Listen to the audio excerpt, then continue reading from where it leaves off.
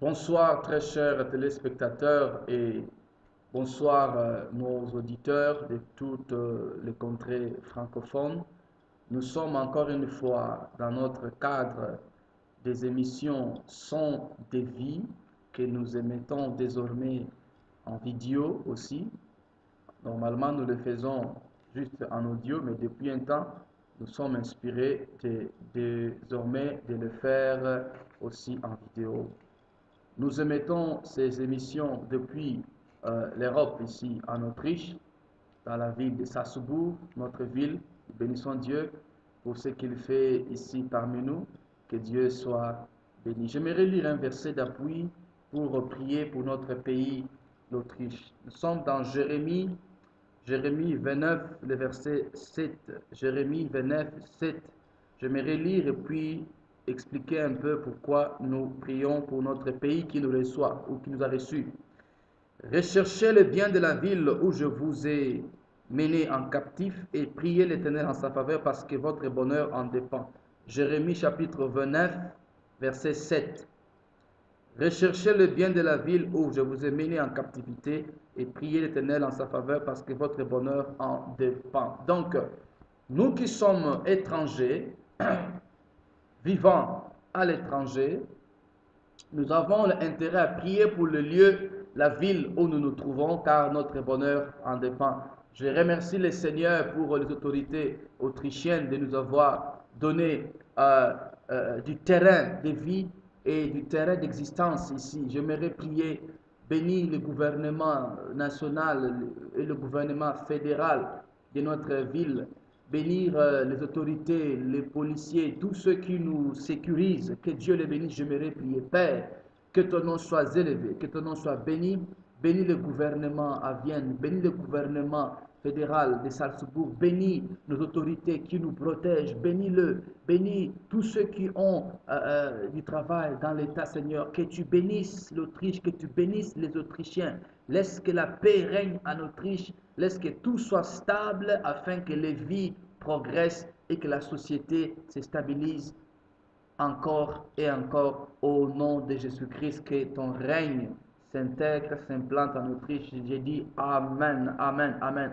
Voilà, donc nous sommes dans nos émissions Son de vie, SDV, pour ceux qui le voient souvent quand on les écrit, mais dans notre version française, aujourd'hui, nous avons à continuer un thème qu'on a depuis quelques jours amorcé. Nous parlions du prophète méconnu. On a reçu des contacts depuis plusieurs contrées. Nous remercions les écrits depuis le Gabon.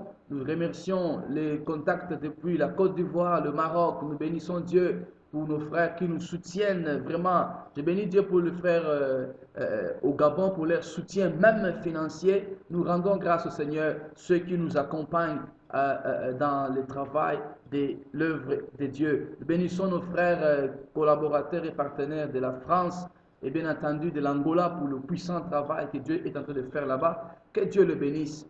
Alors ce soir, nous voulons débuter un autre thème que Dieu nous a mis à cœur. Nous voulons parler ensemble avec vous quand Dieu déçoit.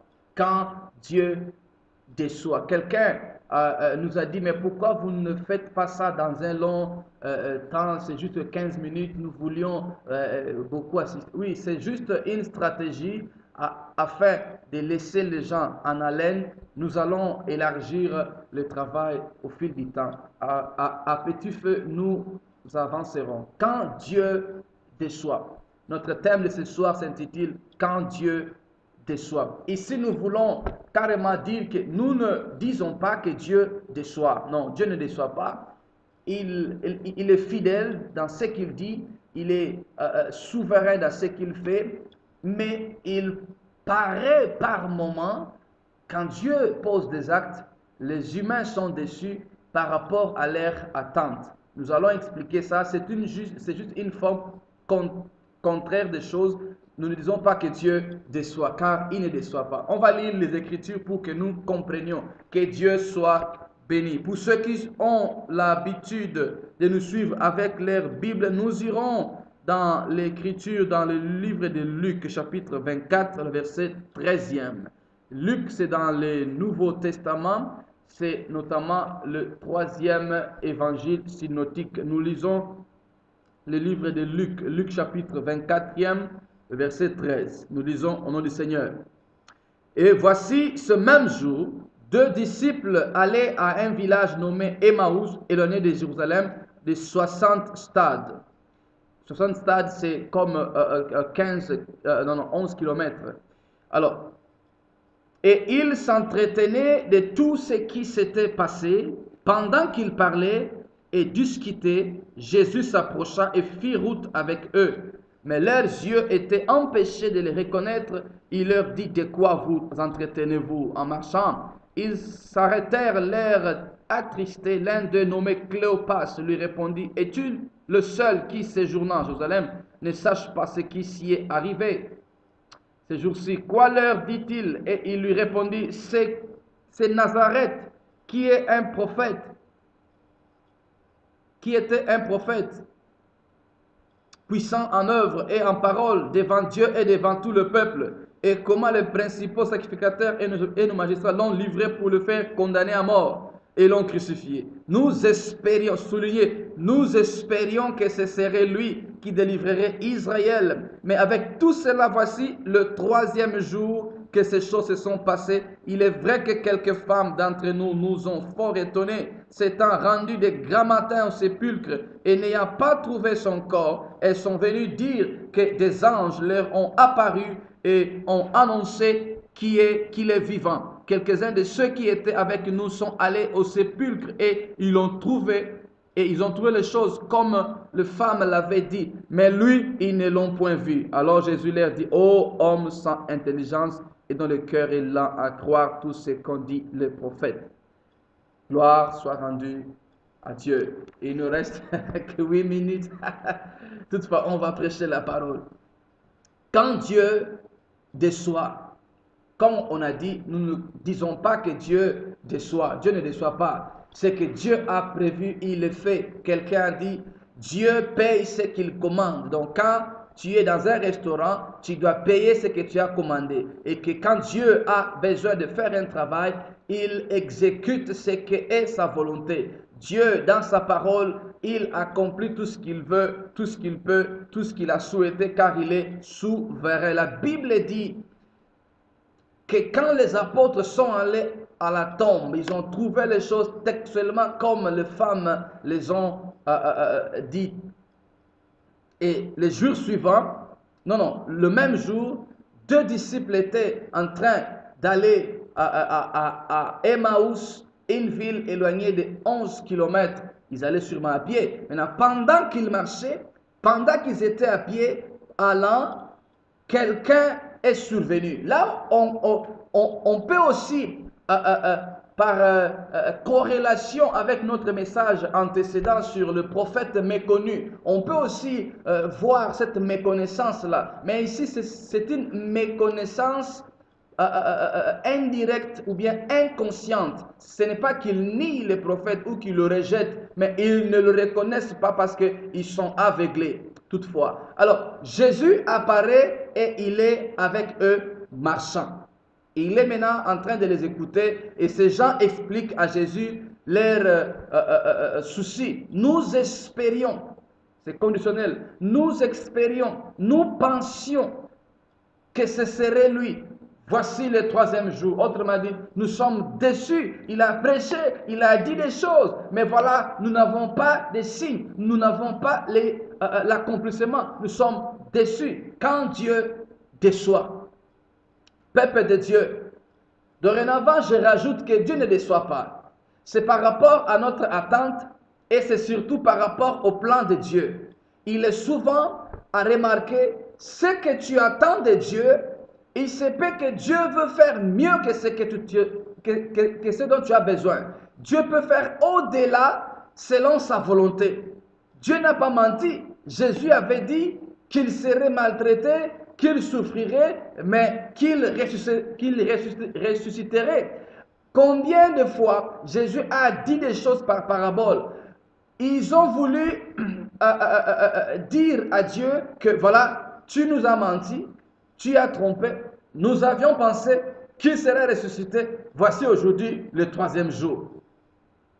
Ils critiquent la prophétie au troisième jour. Or, la prophétie avait dit le troisième jour, le Messie serait ressuscité. Ils ont reçu déjà des récits par rapport aux femmes, les maris, par rapport à Pierre et Jean qui étaient allés à la tombe. Ils les ont dit, mais ils sont en train d'aller sur le chemin, toujours en train de critiquer. Mon frère, ma soeur, la Bible dit, ô homme, tu as eu à voir beaucoup de choses, tu as eu à écouter beaucoup de choses, mais tu n'as pas pris garde. Peuple de Dieu, Dieu ne déçoit pas. Il a eu à te faire voir des choses te concernant. Il a eu à te faire expliquer des choses te concernant dans ton cœur.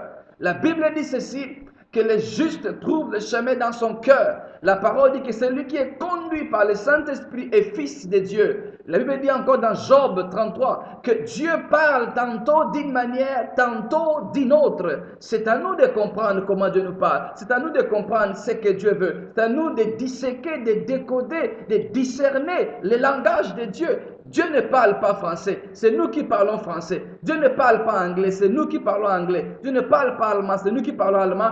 Dieu parle en esprit et c'est par rapport au langage de Dieu que nous devons maintenant les amener à notre compréhension. Dieu nous parle par rapport à notre niveau de compréhension. Il y a des choses que Dieu t'a déjà montrées, il t'a déjà expliqué, il t'a déjà fait comprendre, mais tu n'as pas bien saisi. Jésus marche avec ces gens, il les écoute. Combien il critique la prophétie, combien il critique la vision. Et pourtant, c'est déjà le troisième jour. Et pourtant, c'est déjà le temps de l'accomplissement. Et pourtant, Jésus est déjà sorti du tombeau. Et pourtant, l'accomplissement est déjà entre leurs mains. Mon frère, ouvre les yeux. Il y a des choses que Dieu t'a promis. Il y a des choses que tu as vues spirituellement, en vision, en songe. Et aujourd'hui, tu t'attends à dire que le temps est déjà expiré. Fais attention. Dieu ne peut pas mentir. Dieu ne sait pas mentir. Dans Job 23, dans Nombre 23, le prophète Balaam dit que Dieu n'est pas un homme pour mentir, ni un fils de l'homme pour se repentir. Autrement dit, ce que Dieu dit de sa bouche devient une loi pour Dieu.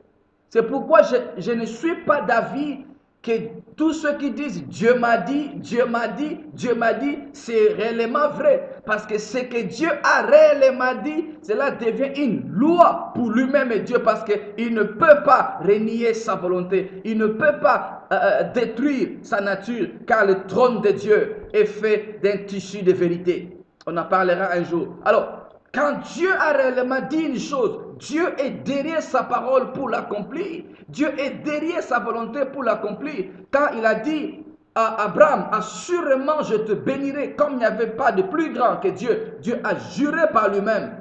Gloire soit rendue à Dieu. Dans les cas bibliques, vous remarquerez où Dieu a juré par lui-même.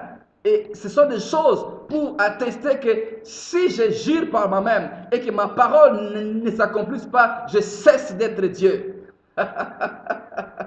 Gloire soit rendue à Dieu. Quand Dieu déçoit, les apôtres Cléopas sont en train de critiquer, disant, nous pensions, nous espérions, autrement dit, nous sommes au bout de l'espérance, on n'a plus rien vu, on ne doit plus croire, car Dieu a menti. Ne sais-tu pas que cet homme qui était venu ici, puissant devant Dieu, puissant devant les hommes, mon frère, même s'il y a des gens qui ne te sourient pas, même s'il y a des gens qui ne t'appellent pas au téléphone, dans leur cœur, ils savent ce que tu fais, ils voient ce que tu fais. Ils ont dit qu'il était puissant en parole, puissant en acte. S'il était puissant en parole et en acte, pourquoi ils n'ont pas cru? Le problème, c'est en nous, les humains. Nous ne croyons pas à ce que Dieu montre. Nous ne voulons pas croire à ce que Dieu a dit. Quand Dieu déçoit, quand Dieu déçoit, tu as attendu une promesse que cela devait arriver jusqu'à ce soir, mais tu n'as pas encore. Mais regarde bien, il se peut qu'il y a déjà des signes d'accomplissement.